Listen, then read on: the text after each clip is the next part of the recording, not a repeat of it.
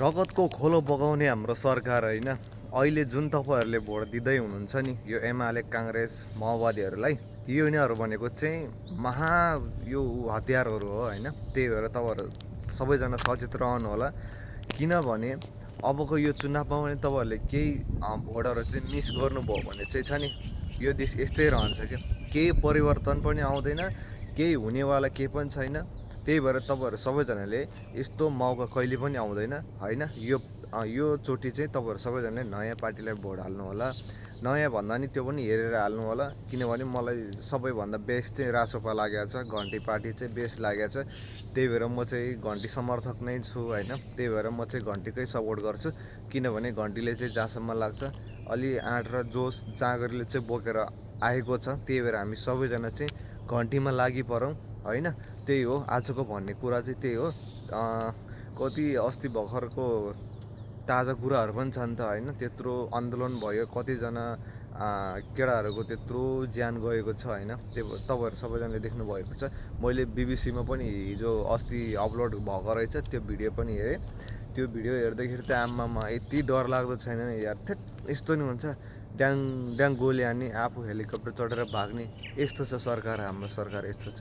त्यो चाहिँ अब सानो सानो कुराहरू माग गर्नु पऱ्यो। यो मागहरूलाई पुरा गर्नु पऱ्यो भनेर चाहिँ सडकमा केही युवाहरू चाहिँ निस्केको थियो। तर युवाहरूलाई चाहिँ स्कुल ड्रेसमै, कलेज ड्रेसमै चाहिँ गोली हानेर मारेको छ। तपाईँहरू सबैजनाले देख्नुभएको छ होइन।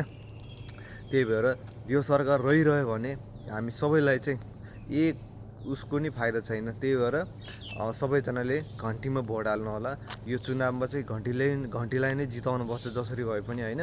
त्यही भएर चाहिँ म घन्टीको लागि चाहिँ एकदम म सपोर्टमै छु। त्यही भएर सबैजनालाई यो सूचना होस् होइन। यो भिडियो सबैजनामा पुगोस्, सबैजनाले सेयर गरिदिनुहोस् ताकि सबैजनाले चाहिँ घन्टीमा छाप लगाइदिनु होला भन्न चाहन्छु। किनभने घन्टी भनेको चाहिँ अहिलेको सबभन्दा बेस्ट हो होइन। त्यही भएर यो विदेश आउँ जाउको कुरा छुट्टै छ। नेपालमा पनि केही जुन गाउँठाउँमा बेरोजगार त्यो अलिकति अप्ठ्यारो ठाउँमा परेकोहरूलाई चाहिँ अलिकति हेल्प हुने भन्ने नै रासोपा हो क्या। त्यति गरे नि धेरै हुन्छ नि होइन। रोड मात्रै चिल्लो बनाएर भएन नि त। गाउँठाउँको अलिकति पाखा पखेरको मान्छेलाई पनि हेर्नु पऱ्यो नि होइन। त्यही भएर मलाई जहाँसम्म लाग्छ रासोपा एकदम ठिक छ जस्तो लाग्छ है। सबैजनाले मिस्टेक नगर्नु होला। भोट चाहिँ अब धेरै दिन बाँकी छैन, 5 दिन 4 दिन बाँकी छ। अब त्यही हो, सबैजनाले घन्टीमै भोट लाउनु होला भन्न चाहन्छु। म यहीँबाट तपाईँहरूलाई सुसमाचार है मेरो चाहिँ। ओके, केही भन्नु छैन। अब मान्छेहरू कति मरिरहेको छन्, अझै के हुने हो होइन। त्यही भएर तपाईँहरू सबैजना सचेत रहनु होला। नेपालमा राति नहिँड्नु होला चुनावको बेलामा, जे पनि हुन्छ। त्यही भएर तपाईँहरू सबैजना चाहिँ सचेतमा रहनु होला भन्न चाहन्छु है।